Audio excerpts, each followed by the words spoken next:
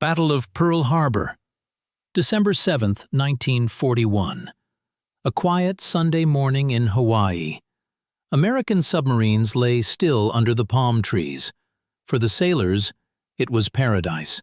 They had no idea that an empire was closing in. Pearl Harbor was the heart of the Pacific Fleet. Ford Island sat at the center of the base. The great ships were lined up like clockwork. They were stationary. They were perfect targets for a surprise strike. The architect was Admiral Isoroku Yamamoto. He planned a single, crushing blow. His goal? To paralyze the U.S. Navy in one morning. It was a gamble that would change history forever. At sea, Japanese engines roared to life. Val bombers and Zero fighters lined the decks. At 6 a.m., the first wave took off. There was no turning back. The path to war was set. 7:55 a.m. The peace was shattered. Japanese pilots looked down at a fleet caught off guard. Torpedoes hit. Bombs fell.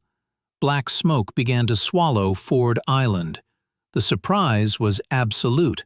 Then, the harbor erupted. The USS Shaw disappeared in a massive fireball.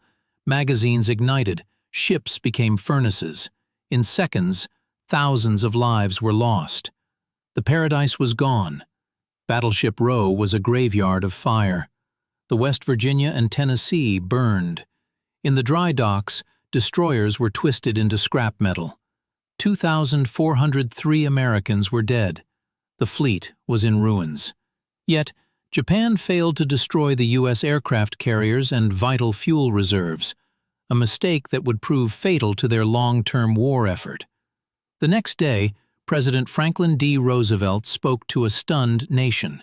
He called it a date which will live in infamy.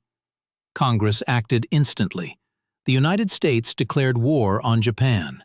The sleeping giant was finally awake. Today, the USS Arizona Memorial stands in silence. It floats over the 1,100 sailors still resting below. It is a symbol of peace and a reminder of the cost of freedom. A nation rose from these ashes to find victory.